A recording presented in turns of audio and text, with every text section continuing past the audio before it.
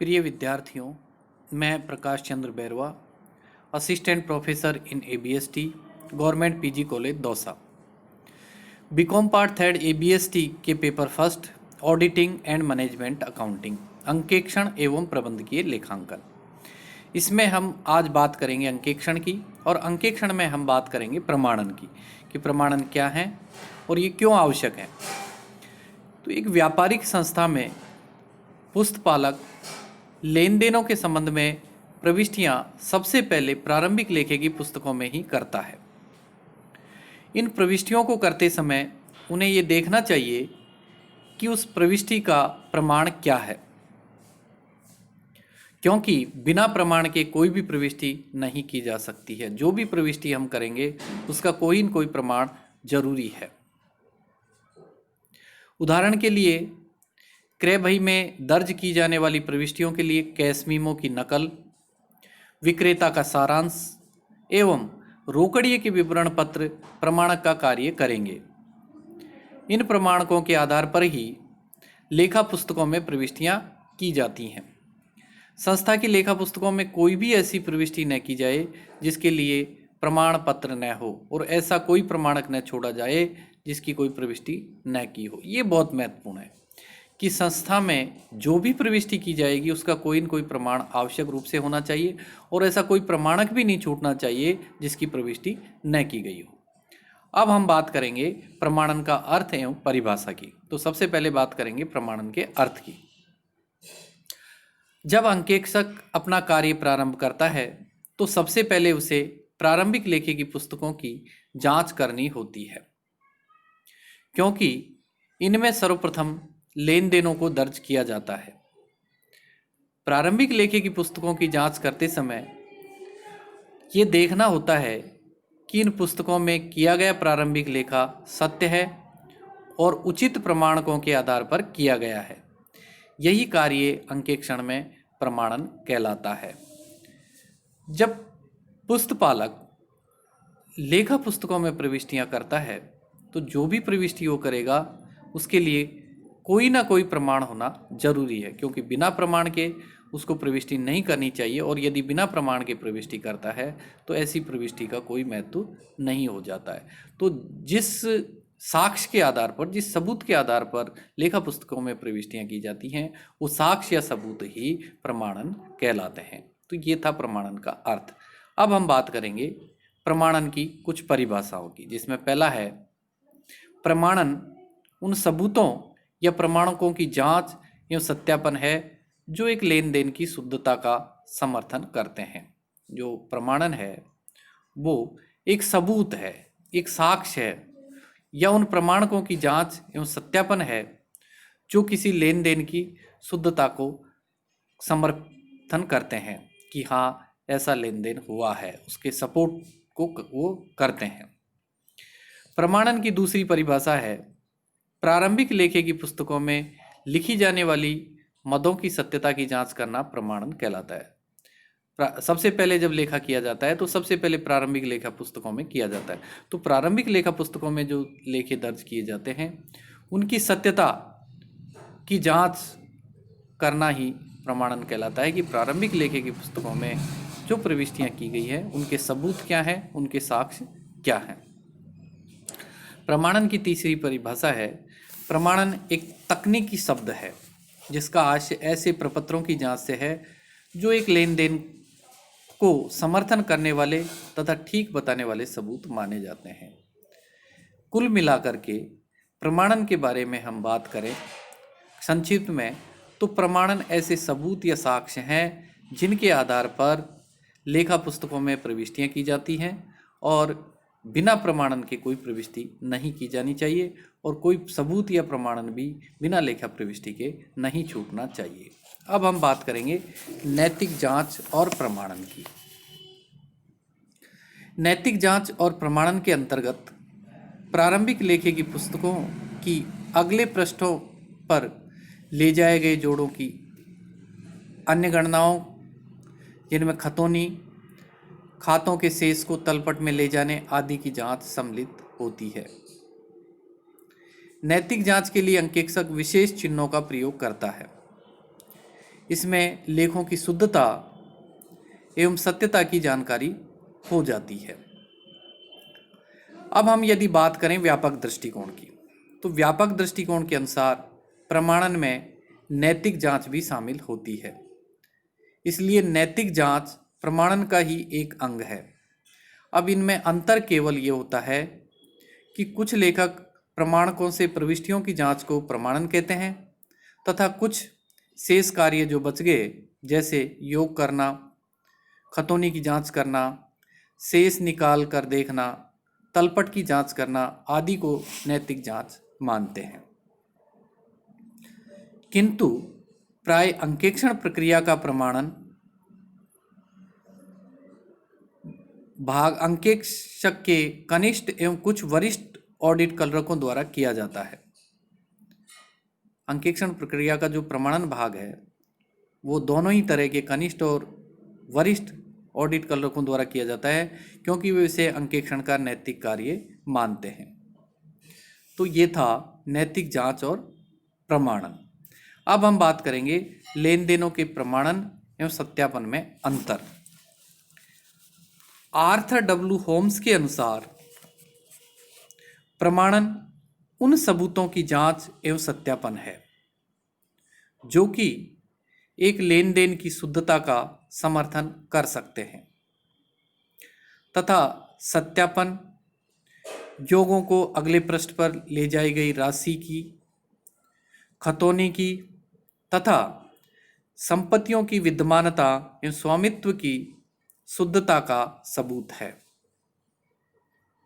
इसके अनुसार प्रमाणन के अंतर्गत केवल प्रमाणकों की जांच ही शामिल की जाती है जिनके आधार पर कि लेखे किए गए हैं। बाद की समस्त जांच, जिनमें जैसे रोकड़ बही में जोड़ लगाना, खतौनी की जांच करना आदि सौदों के सत्यापन के अंतर्गत शामिल की गई है। भारत में इस बाद वाली जांच को नैतिक जांच कहते हैं। व्यापक अर्थ में प्रमाणन के अंतर्गत सौदों का सत्यापन भी सम्मिलित होता है। तो ये था लेन देनों के प्रमाणन और सत्यापन में अंतर। अब हम बात करेंगे प्रमाणन के उद्देश्यों की। प्रमाणन के उद्देश्यों में पहला है लेखों की शुद्धता एवं सत्यता प्रमाणित करना। प्रमाणन का मुख्य उद्देश्य पुस्तकों के लेखों की शुद्धता और सत्यता को प्रमाणित करना होता है। प्रत्येक जो लेखा है उससे संबंधित उचित प्रमाणक का होना लेखे की सत्यता का प्रमाणक है।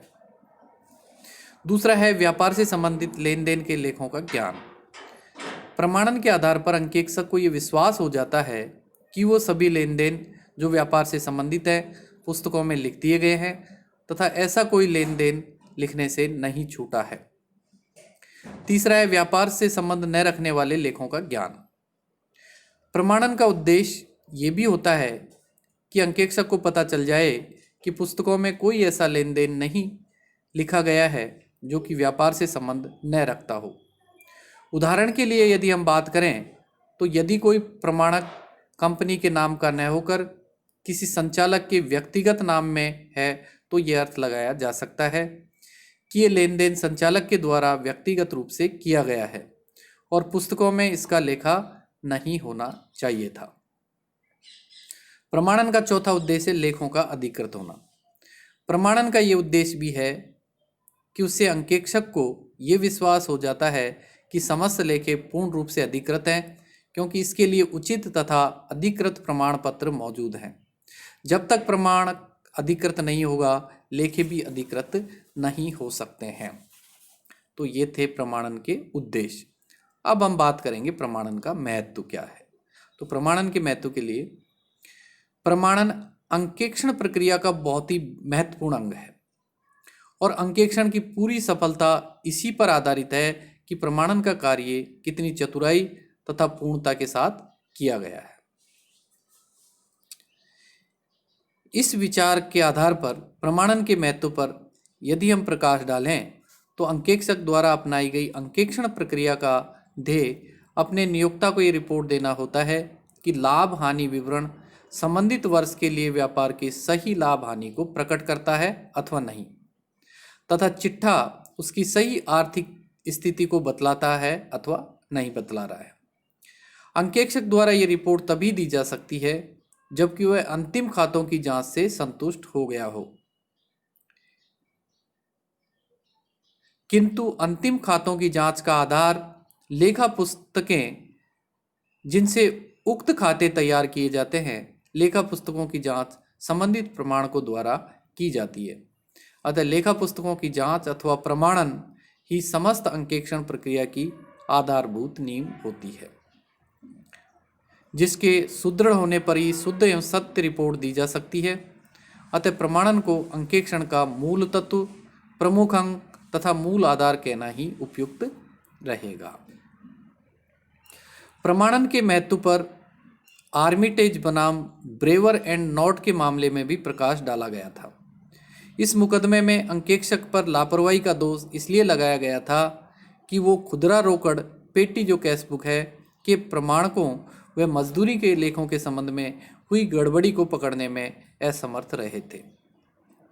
प्रमाणन के महत्व के संबंध में कुछ लोगों का तो यहाँ तक कहना है कि प्रमाणन अंकेक्षण की रीढ़ की हड्डी है। ये कथन पूर्णतः सही भी है, क्योंकि जिस प्रकार मानव शरीर में रीढ़ की हड्डी का महत्व है, उसी प्रकार अंकेक्षण में प्रमाणन का महत्व होता है। रीढ़ की हड्डी के सहारे ही मानव शरीर का ढांचा खड़ा है। यदि यह हड्डी कमजोर हो जाए या टूट जाए तो मानव शरीर की सब क्रियाओं पर प्रभाव पड़ेगा। मनुष्य अस्वस्थ महसूस करता है और अपना कार्य इच्छित लक्ष्यों के अनुसार नहीं कर सकता है। कभी कभी तो हड्डी बिल्कुल टूट जाने पर मानव न तो खड़ा हो सकता है और न मानव खड़ा होकर चल सकता है। यही हालत अंकेक्षण प्रक्रिया में प्रमाणन की है। यदि प्रमाणन कमजोर है और टूटा हुआ है, अर्थात ठीक सिद्धांतों पर आधारित नहीं है, तो अंकेक्षक भी अपने इच्छित लक्ष्यों की प्राप्ति में असफल ही रहेगा।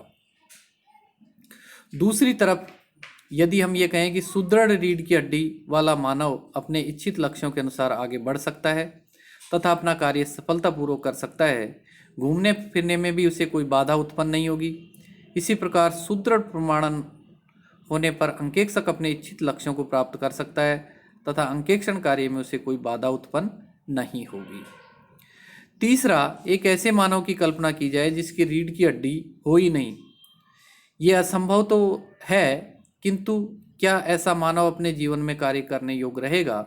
उसका जीवन तो बेकार होगा। इसी प्रकार यदि अंकेक्षण में प्रमाणन को हटा दिया जावे तो क्या अंकेक्षक कोई कार्य कर सकेगा?